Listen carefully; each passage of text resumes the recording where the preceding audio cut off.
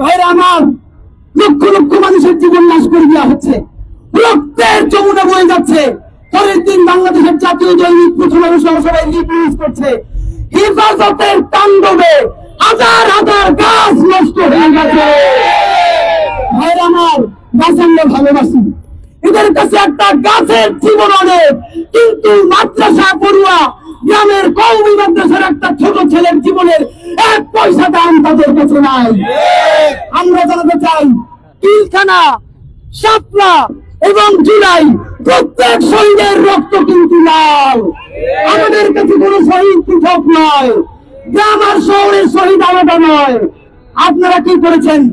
এরপরে প্রথম আলো থেকে শুরু করে আরো অনেক মিডিয়া গত 10 বছর 5 মিনিটে নিউজ করেছে, এখন পর্যন্ত হেফাজতের তাণ্ডবের বিচার হয় নাই।